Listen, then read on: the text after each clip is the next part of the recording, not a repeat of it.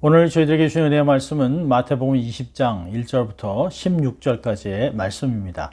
하나님 말씀을 봉독해 드릴 때 여러분의 심령과 귀에 은혜가 있기를 바랍니다. 말씀을 봉독합니다. 천국은 마치 품꾼을 얻어 포도원에 들여보내려고 이른 아침에 나간 집주인과 같으니 저가 하루 한 데나리온씩 품꾼들과 약속하여 포도원에 들여보내고 또 제3시에 나가보니 장터에 놀고 있는 사람들이 또 있는지라 저희에게 이르되 너희도 포도원에 들어가라. 내가 너에게 상당하게 주리라 하니 저희가 가고 제6시와 제9시에 또 나가 그와 같이 하고 제11시에도 나가보니 섰는 사람이 또 있는지라. 가로되 너희는 어찌하여 종일토록 놀고 여기 있느뇨. 가로되 우리를 품꾼으로 쓰는 이가 없음이니이다. 가로되 너희도 포도원에 들어가라 하니라. 저물매 포도원 주인이 청지기에게 이르되 품꾼들을 불러 나중 온 자로부터 시작하여 먼저 온 자까지 삭술 주라 하니 제11시에 온 자들이 와서 한 데나리온씩을 받거늘 먼저 온 자들이 와서 더 받을 줄 알았더니 저희도 한 데나리온씩 받은지라. 받은 후 집주인을 원망하여 가로되 나중 온 이 사람들은 한 시간만 일하였거늘 저희를 종일 수고와 더위를 견딘 우리와 같게 하였나이다. 주인이 그 중에 한 사람에게 대답하여 가로되 친구여 내가 내게 잘못한 것이 없노라. 내가 나와 한 데나리온의 약속을 하지 아니하였느냐? 내 것이나 가지고 가라. 나중 온 이 사람에게 너와 같이 주는 것이 내 뜻이니라. 내 것을 가지고 내 뜻대로 할 것이 아니냐? 내가 선함으로 내가 악하게 보느냐? 이와 같이 나중된 자로부터 먼저 되고 먼저 된 자로서 나중되리라. 하나님의 말씀이었습니다. 올림픽가에 있는 김스 전기나 유홀 또 홈디포 같은 데를 보면 그 주위에 남미계 노동자들이 많이 모여 있는 것을 쉽게 볼 수 있습니다. 이들은 정규 직장이 없이 하루만이라도 며칠만이라도 일하고 싶어하는 노동자들입니다. 또 이들은 그래서 기다리고 있다가 어떤 차가 사람을 찾아 들어오면 수십 명씩 그 차에 달려들어 차 문고리를 잡고 자기가 먼저 타려고 자기를 뽑아달라고 애를 쓰고 하는 모습들을 자주 보게 됩니다. 저도 현재 교회로 이사를 오면서 학교에서 책을 나르기 위해서 박스들이 있어서 나르기 위하여 유홀에 달리와 함께 몇 가지 도구들을 빌리러 유홀에 웨스턴에 있는 유홀에 간 적이 있습니다. 거기서 물건들을 고르고 두 사람을 하루 사용하기 위해 두 사람을 택했습니다. 두 명만 필요한데도 15명 정도가 매달려서 자기를 뽑아달라고 애를 쓰고 막 소리를 질렀습니다. 그 중에 힘께나 쓰겠다 하는 생각하는 젊은 청년 한 명과 또 나이가 지극하게 있는 중년을 한 사람을 택해서 두 사람을 같이 일할 수 있도록 부탁을 했습니다. 두 사람이 공교롭게도 다 과테말라 출신들입니다. 열심히 일할 수 있도록 도와줘서 고맙다고 얘기를 했습니다. 또 이들이 일하는데 젊은 청년은 힘이 있는데도 불구하고 열심히 노력하지 않고 설렁설렁하는 것을 보면서 조금은 좀 짜증도 나기도 했습니다. 그런데 나이가 많은 사람이 어찌나 애를 쓰고 수고하고 땀 흘리고 수고를 하는지 물도 드리고 또 다 끝난 후에 점심도 사주고 그리고 넉넉하게 일당을 주었습니다. 자, 그런데 젊은 청년은 별로 일도 안 하고 설렁설렁했던 사람이 지하로 내려가서 층계가 있었기 때문에 너무 힘들었다. 돈을 더 달라고 투정을 부렸습니다. 그런데 옆에 있던 중년이 그 사람을 말리면서 괜찮다고 고맙다고 몇 번이나 고맙다고 그라시아스, 땡큐라고 한 말을 여러 번 한 것을 보았습니다. 그래서 이들을 다시 유홀에 데려다 주었는데 여전히 일거리를 찾는 일 찾지 못해서 그곳에서 서성거리고 있는 사람들을 많이 보면서 사실은 마음이 참 무겁기도 했습니다. 여러분 오늘 본문은 예수님의 비유 15번째로 포도원의 품꾼 비유로 유명한 말씀입니다. 근데 저는 이 본문을 가지고 자비로운 주인이라는 제목으로 은혜를 나누기를 원합니다. 이 비유에는 품꾼이 주인공이 아니라 자비로운 주인이 주인공이기 때문에 자비로운 주인으로 제목을 삼았습니다. 오늘의 비유는 사실은 19장부터 시작합니다. 19장에 나오는 부자 청년이 이야기 후에 베드로가 예수님께 질문했습니다. 그 질문에 대한 답이 오늘의 비유 내용입니다. 부자 청년이 예수님께 나와서 질문한 후에 주님이 그에게 이렇게 얘기했습니다. 너의 모든 것을 팔아 가난한 자들에게 나누어 주고 너는 나를 쫓으라. 이 말에 그 젊은 청년이 재물이 많은 것 때문에 근심해서 다시 돌아갔다. 그가 다시 돌아왔다는 이야기는 없습니다. 자, 이 이야기가 끝난 후에 바로 베드로가 받아서 27절에 주님께 이런 질문합니다. 보시옵소서 주님, 우리는 주를 위해 모든 것을 다 내려놓고 다 포기하고 다 버리고 주를 쫓았사오니 우리가 무엇을 얻겠습니까? 이 베드로는 자신의 공로에 근거해서 받을 상급이 무엇이냐라고 묻는 질문입니다. 여러분, 우리가 베드로를 나무랄 것이 아니라 그 당시에 유대인들이 갖고 있는 사상입니다. 공로 사상입니다. 인간의 공로로 하나님의 은총과 상급을 벌 수 있다라고 하는 생각입니다. 이 질문에 예수님은 나무라지 않고 하나님의 나라가 완성이 되면 12제자가 12보좌에 앉아 다스릴 것을 이야기하셨습니다.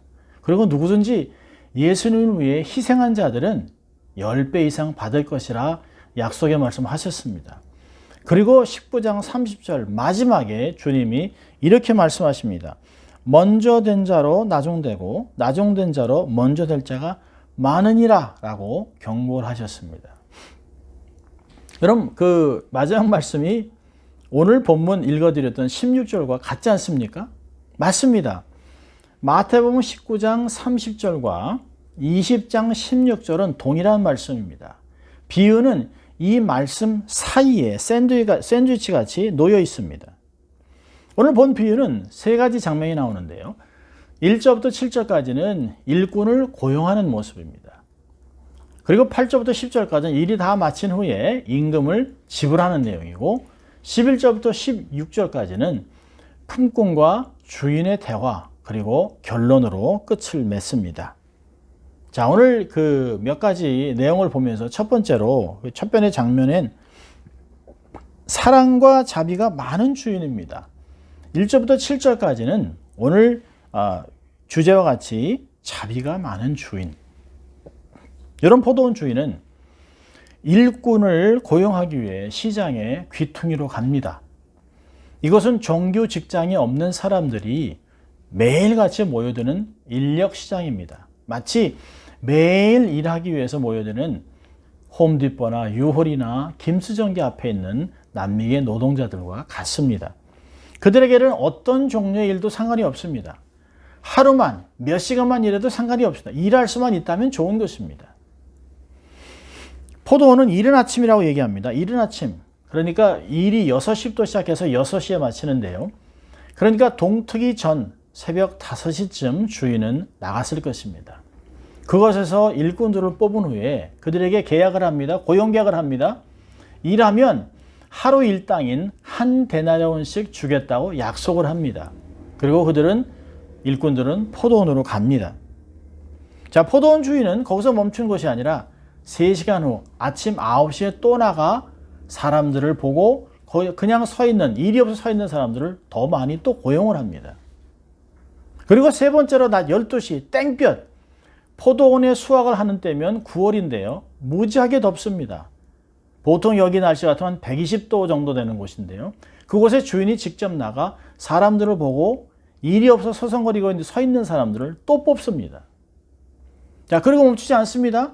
또 오후 3시에 주인이 또 나갑니다. 또 나가서 거기서 일이 없어 낙심하고 있는, 오늘도 일 없이 이렇게 빈손으로 가면 안 되는데 집에서 배를 굶고 있는 아이들을 생각하면서 고민에 빠져 있는 사람들을 또 고용을 하고 보냅니다. 자, 그걸로 끝나지 않습니다. 일을 마치기 1시간 전 오후 5시에 그는 또 인력시장으로 나갑니다. 그런데도 거기에 보면 정말 낙심해서 좌절하고 있는 그런, 어떻게 하든지 일을 찾아서 또 일을 찾지 못해서 오늘도 빈손으로 공치고 집에 돌아갈 생각을 하니 아내와 자식들의 얼굴이 눈에 밟힙니다. 그래서 어쩔 줄 몰라 하는 사람들에게 질문합니다. 아니 왜 아직도 여기 써 있냐고 물어보니까 아무도 우리를 고용하지 않습니다 라고 얘기를 합니다. 자, 그때 주인은 아 그래요? 그리고 그들에게 한 데나리온씩 아니면 돈을 나눠주지 않습니다. 장애인이나 구걸하는 사람들에게 나눠주는 그런 물품이나 구호품들을 나눠주면서 그들을 부끄럽게 하지 않습니다. 유대문화나 중동문화에서는 그렇게 물건을, 구호품을 나눠주면 거지 취급하는 것이기 때문에 그들은 수치감을 느낄 수 있습니다. 여러분, 그들은 자신의 힘으로 일해서 번 돈으로 집에서 기다리는 아내와 자식들을 위해 음식과 선물을 가지고 사가고 들어가고 싶은 자존심이 있는 것을 주인은 잘 알고 있습니다. 이들은 주인이 왜 청직이나 현장 감독을 보내서 사람을 뽑지 않고 직접 인력시장으로 나왔는지를 알고 있습니다. 주인이 직접 하루에도 5번씩 계속 땡볕에도 나와 직접 일꾼들을 찾고 계속해서 고용한 것을 잘 보았습니다. 그리고 그들은 주인이 반복해서 인력시장에 사람들을 고용하러 나오는 이유를 너무나 잘 알고 있습니다. 자존심을 지키고 싶어하는 자들에게 자비와 긍휼을 베풀고 있는 것입니다. 그들이 정말 원하는 직장을 제공해 준 것입니다. 여러분, 품삯을 얼마 주겠다, 1시간에 얼마 주겠다라고 하는 약속을 하지 않는데도 불구하고 이 사람들은 주인을 따라 포도원으로 일하러 갑니다. 이들은 포도원 주인이 얼마나 선한 사람인지, 자비를 베푸는 사람인지 알고 있는 것입니다. 자, 두 번째 시는 8절부터 10절까지인데요. 임금을 지불합니다. 일을 다 마치고 저녁 6시에 저녁 때 주인은 이번엔 청지기를 불러서 모든 일꾼들에게 품삯을 주라 명하고 있습니다. 여기서 사실은 한국말이나 영어는 번역이 되지 않습니다만은 여기 아주 귀한 내용이 있습니다. 수고하고 일한 만큼이 아니라 모두에게 필요한 만큼인 하루 일당 한 데나리온씩 모든 사람에게 동일하게 주라고 하는 것입니다.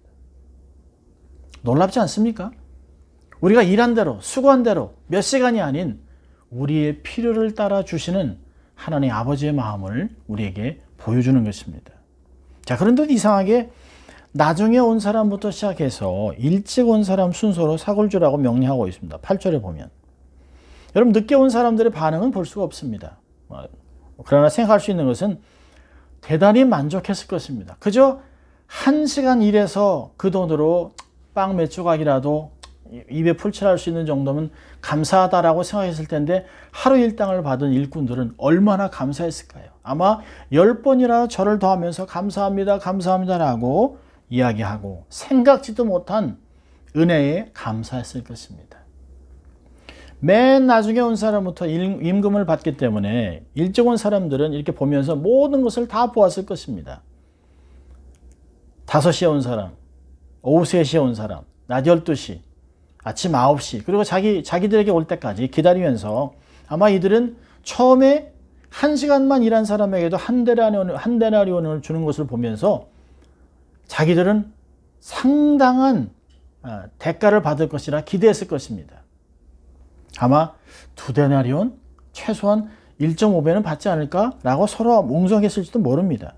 자, 그런데 그들은 맨 나중에 받았을 뿐만 아니라 자기들이 생각대로 기도했던 것보다 못 받았습니다. 자, 그래서 11절을 보면 품꾼들이 웅성웅성하면서 그 중에 대표격인 한 사람이 이렇게 질문합니다. 아니, 나중 온 이 사람은 1시간만 일했는데 저희를 종일 수고와 더위를 견딘 우리와 같게 하시면 어떡합니까? 라고 항의를 합니다. 자신들의 생각에 주인이 부당하고 불공평하다고 따지고 있습니다. 여러분, 그런데 가만히 보십시오. 주인은 품삯을 떼먹지 않았습니다. 그들은 계약한 대로 한 데나리온씩 다 계약한 대로 품삯을 다 받았습니다. 어느 누구도 부당한 대우를 받은 적이 없습니다. 아무도 그렇지 않습니다. 그런데 자신들의 생각에, 자신들의 경험에, 세상적인 관념으로 볼 때 남들과 비교해서 우리가 더 많은 일을 했으니까 더 받겠지라고 잘못된 기대를 했던 것입니다. 그런데 여러분, 주인은 그들과 그런 약속을 한 적이 없습니다.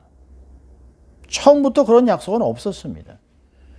주인이 다른 사람에게 동일한 은혜를 베푸는 것을 참을 수 없었던 것입니다. 내가 고생했기 때문에 너도 고생해야지 라고 하는 생각을 갖고 있었습니다. 남이 잘 되는 꼴을 보지 못합니다. 자신이 조금이라도 부당하게 취급받는다라고 생각이 들면 분을 발하고 있습니다. 아니, 나는 10시간을 이렇게 고생했는데 1시간밖에 일하는 사람이 어떻게 똑같이 고생한 만큼 돈을 줘야지라고 하는 것이 일반적인 세상의 생각입니다. 여러분, 그런데 1시간밖에 일하지 않고 자기와 동일한 임금을 받은 사람이 자기의 부모라면, 자기의 형제라면, 연약한 자기의 자식이라면 생각이 다르지 않겠습니까? 아이고, 고마워라. 아이고, 우리 아들이 일이 없어 고생했는데 그래도 마지막에 뽑혀서 이렇게 먹고 살 수 있는 일당이 생겨서 얼마나 감사한가. 주인 참 좋은 분이라 이렇게 얘기하지 않았겠습니까? 사실은 주인은 그것을 원했던 것입니다. 주인은 그렇게 생각했을 텐데요. 만약 이들이 주인이 어려운 사람을 잘 도와주는 분이라 생각했다면 문제가 달라졌겠죠. 그러나 이들은 오히려 동료들을 시기하고 주인을 원망했습니다. 여러분, 일찍 온 일꾼들의 문제점은 감사가 없다는 것입니다. 잘못된 기도로 주인의 마음을 전혀 헤아리지 못하고 곁에 있는 사람들과 비교하며 시기로 가득했던 것입니다. 자, 이 원망에 주인이 대답합니다. 주인의 논리가 굉장히 정확합니다. 주인은 그 말한 그 대표 사람에게 여보게 친구여라고 부드럽게 부르지만 아주 단호하게 답을 줍니다. 주인은 자기가 잘못한 것이 없다고 합니다. 그들에게 약속한 대가를 다 지불했다고 얘기합니다. 그리고 자기의 뜻은 모든 사람에게 동일하게 자비를 베푸는 것이라고 얘기합니다. 내 돈을 갖고 내가 자비를 베푸고 선하게 베푸는 것을 보고 내가 나를 악하게 보느냐라고 꾸짖기도 합니다. 그러면서 너희들이 받은 임금을 가지고 돌아가라고 이야기합니다. 그리고 주님은 제자들과 청중들에게 또 마태복음 19장 30절 같은 말을 또 하며 경고합니다. 이와 같이 나종된 자로 먼저 되고 먼저 된 자로 나종되리라고 아주 경고하고 있습니다. 여러분, 먼저 온 자가 누굴까요? 바리새인들입니다. 종교 기득권자들입니다. 현대 같으면 교회에서 기득권자들을 얘기할 수 있겠습니다. 여러분, 오늘 비유에서 포도원 주인은 바로 자비로운 하나님입니다. 여기에 불평하고 원망하는 일꾼들은 바리새인들, 종교 기득권층들입니다. 기득권 세력입니다. 나머지 일꾼들은 우리를 포함한 모든 사람들을 가르치고 있습니다. 그럼 이것을 생각하면서 우리가 우리의 삶에 두 가지 적용을 해보겠습니다. 자, 첫째로는 구원은 하나님의 주권이라는 것입니다. 구원은 하나님의 주권. 품꾼이 포도원에 들어가서 일할 수 있는 것은 전적으로 주인의 선택입니다. 우리가 성도가 되고 일꾼이 된 것도 전적인 하나님의 은혜입니다. 여러분, 주님이 요한복음 15장 16절에 이렇게 말씀하셨습니다. 너희가 나를 택한 것이 아니고 내가 너희를 택하여 세웠다라고 얘기하고 있습니다. 여러분, 우리가 구원을 위해서 한 일은 아무것도 없습니다. 성경은 자력구원, 공로의식을 단호히 거부합니다. 내가 이것도 하고 저것도 하고 헌신도 하고 11조도 드리고 선교도 하고 이 많은 것을 했습니다. 그러나 그것은 구원의 조건이 되지 못합니다. 구원을 받은 감사에 대한 반응일 뿐입니다. 여러분, 디도서 3장 5절에 바울은 구원에 대한 얘기를 정확하게 설명하고 있습니다. 우리를 구원하시되 우리의 행한 바 의로운 행위로 말미암지 아니하고 오직 그의 긍휼하심을 쫓아 중생의 씻음과 성령의 새롭게 하심을 하셨다. 우리는 행위가 조건이 아니라는 것입니다. 그래서 시편 34절 8절은 하나님의 선하심을 맛보아라라고 얘기하고 있습니다. 여러분, 구원을 받은 사람들은 이미 하나님의 선하심을 맛본 사람들입니다. 시편 107편 1절에서는 여호와께 감사하라 그는 선하시며 그 인자하심이 영원하미로다. 우리가 하나님의 선하심을 맛본 사람이라면 하나님을 찬양하는 삶을 살아야 합니다. 예레미야가 3장 22절에 여호와의 자비와 긍휼이 무궁하심으로 우리가 진멸되지 아니함이니이다. 오늘도 내가 이렇게 하나님께 예배를 드리고 살아있는 것은 전적인 하나님의 은혜라는 것입니다. 고린도전서 15장 10절에 사도 바울은 나의 나 된 것은 하나님의 은혜라고 고백하고 있습니다. 여러분, 구원은 모든 사람들이 동일하게 하나님의 은혜로 믿음으로 고백하고 구원받는 것입니다. 그렇지만 부르심은 각양각색입니다. 어떤 사람은 모태신앙으로, 어떤 사람은 청소년기에, 장년에, 노년에, 어떤 사람은 갑자기 부흥해서 불같은 것을 경험하고 죽게 돌아올 수도 있고, 또 어떤 사람은 어떤 직장에서 다양한 방법으로 잘 나가는 축복을 감사해서 결혼을 통해서, 자녀를 통해서, 환난을 통해서, 어려움을 통해서 다 각자 부름이 다 다릅니다. 여러분, 이민 오지 않았다면 전혀 신앙생활을 안 했을 사람도 많이 있습니다. 우리는 하나님의 선민이라는 유대인이 아닙니다.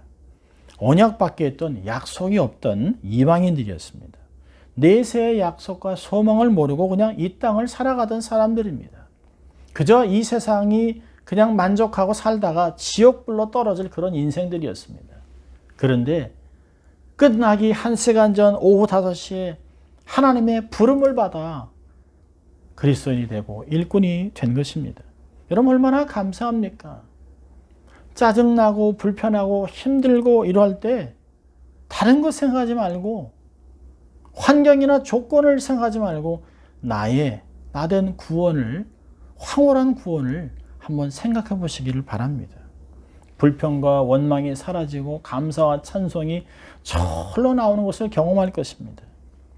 저도 이 설교를 준비하면서 하나님께서 한국에서 저희를 온 가족을 뽑아 이 땅에 심어 놓으시고 예수를 믿게 하고 하나님 앞에 헌신하고 목사로 삶을 살아가게 한 것을 생각하니까 얼마나 감사한지 그냥 눈물이 절로 났습니다. 얼마나 감사한지 몰라요. 하나님께 드리는 것 어떤 것도 아깝지 않습니다. 다 드릴 수 있습니다. 주를 위해 못 드릴 것이 아무것도 없습니다. 여러분, 우리의 구원은 하나님의 주권입니다. 감사하십시오. 그리고 기뻐하십시오. 그리고 헌신하고 순종하는 여러분 될 수 있기를 바랍니다. 자, 두 번째 우리가 삶에 적용할 것은 은혜 안에서 살아가라고 하는 것입니다. 은혜 안에서 살라. 이런 품꾼의 원망은 공평함이라고 하는 기준을 제시한 것입니다. 1시간만 일한 사람과 하루 종일 12시간을 수고하며 더위를 견딘 자신이 똑같이 취급받는 것을 공평하지 않다, 불공평하다고 여긴 것입니다. 여러분, 공평함의 기준을 갖고 살아가는 사람들은 절대로 은혜를 견딜 수 없습니다. 화가 납니다. 은혜를 보면 화가 납니다. 여러분, 요나를 보십시오. 니느웨 백성들에게 하나님 내리고자 하는 화를 내리지 않았습니다. 왜? 백성들이 다 회개하고 죽게 돌아왔기 때문에 주님이 그들을 받으셨습니다. 근데 그들을 용서하는 것을 보고 요나는 견딜 수가 없는 것입니다. 벌을 받아 죽어야 마땅할 인간들이 하나님의 은혜로 살아나는 그 하나님의 큰 은혜를 보고 견딜 수가 없었던 것입니다. 화를 내고 있습니다. 여러분, 우리가 앞으로 볼 것입니다만은 탕자에 비유해서 큰형, 집에 있는 큰형이 그 아버지가 그렇게 고민하고 둘째 아들 때문에 고민하고 눈물을 흘리고 기도하다가 그 죽었던 아들이 돌아와 아버지가 기뻐하는 것을 보고서 화를 내고 있습니다. 아버지가 결국엔 나와서 아들아 들어가자 라고 얘기할 때 당신의 아들이라고 얘기하면서 기뻐하지 않습니다. 여러분, 나에게 은혜를 적용하길 바라지만 남에게는 공평이라는 잣대를 들이대는 것이 우리의 본성입니다. 여러분, 공평의 잣대를 내세우는 한 우리는 절대로 은혜를 경험하거나 은혜를 알 수도 없습니다. 은혜를 받을 수도 없습니다. 만일 우리가 보상을 바라고 주를 섬긴다면 공동체의 연합은 이루어질 수가 없습니다. 서로에 대한 불평과 원망이 끊이지 않고 저마다 자기가 느끼는, 자기가 갖고 있는 공평의 잣대를 상대방에게 들이댈 것입니다. 독이 될 것입니다. 칼이 될 것입니다. 오직 은혜만이, 은혜를 은혜로 아는 사람만이 교회의 연합을 이루고 성령이 하나 된 것을 지켜낼 수 있는 것입니다. 여러분, 우리는 더 이상 율법이 아닌 은혜 안에 살아가는 사람입니다. 은혜로 살아가는 사람이 어떻게 하나님의 결정에 반항하고 원망하고 요구할 수 있겠습니까? 여러분, 우리가 주님께서 하라고 하는 모든 일을 다 순종했다 할지라도 다 이룬 다음에 우리가 해야 될 고백은 우리는 무익한 종이라 우리가 하여 할 일을 한 것뿐입니다 라고 누가복음 17장 10절의 말씀을 하나님께 드려야 하는 것입니다. 여러분, 우리가 은혜 안에서 살아간다라고 하는 것을 막연하게 생각할 것이 아니라 구체적으로 은혜 안에 살아가기 위해 살 일들이 뭐냐면, 첫째로는 가족의식을 소유하는 것입니다. 가족의식. 우리는 한 가족이라는 것입니다. 예수 믿는 사람이라면 배경과 상관없이 남녀노소 빈부 귀천을 떠나서 우리 모두가 배경을 따라서 우리는 다 아버지를 둔, 한 아버지를 둔 형제 자매들입니다. 절대로 독불장군이 돼서는 안 됩니다. 두 번째로는 비교하지 말아야 합니다. 여러분, 다 부르심이 다릅니다. 머리 대신 예수 그리스도를 우리가 한 몸으로 또 지체가 됐잖아요. 손가락이 다르고 눈이 다르고 귀가 다르고 발이 다르고 다 다른 것입니다. 다름을 수용해야 합니다. 절대로 경쟁하지 말아야 합니다. 세 번째로는 서로 착한 일을 해야 합니다. 갈라디아 6장 9절 10절에서 모든 사람에게 선을 베풀라고 얘기합니다. 특별히 믿음의 가족에게 선을 베풀라. 우리의 시간과 재능과 물질을 통해 섬기는 것입니다.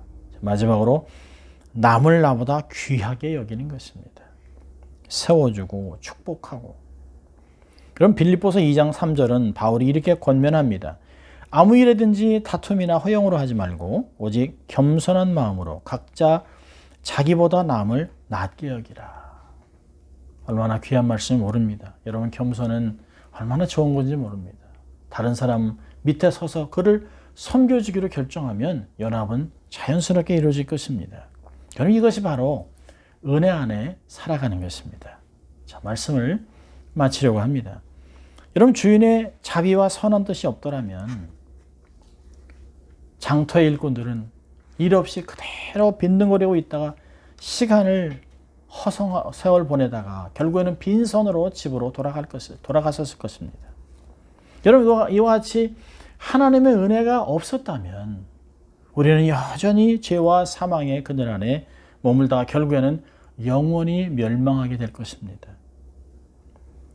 우리는 나 같은 이방인을 불러 구원해 주시고 하나님의 교회 포도원의 품꾼으로 불러주신 주님의 은혜를 감사해야 됩니다. 특별히 정말 오후 5시가 되어서 늦게라도 나를 불러주신 하나님의 은혜, 감사가 넘쳐야 할 것입니다. 죽도록 충성해야 됩니다. 이런 마음으로 한 주간을 감사하며 축복의 통로로 살아가는 여러분 되시기를 주의 이름으로 축원합니다. 기도하겠습니다. 하나님 아버지, 감사합니다. 오늘도 저희들을 말씀 앞으로 초청하시고 또 말씀으로 권면하여 자비로우신 주인 하나님이 우리를 불러주신 것 감사하고 죽도록 충성하여 영광 돌리고 하나님 앞에 은혜를 나누고 살아가는 귀한 종들이 다 될 수 있도록 하나님 축복하여 주시옵소서. 코로나로 또 여러 가지 어려운 환경 속에서 절대로 낙심하지 않게 하시고 우리의 황홀한 구원을 생각하며 감사하고 감사를 나누며 살아가는 감사 바이러스가 될 수 있도록 하나님 축복하여 주시옵소서. 감사하고 예수님 이름으로 기도합니다. 아멘. 한 주간도 기도와 말씀으로 강건하게 승리하는 여러분 될 수 있기를 주의 이름으로 축복합니다. 사랑하고 축복합니다.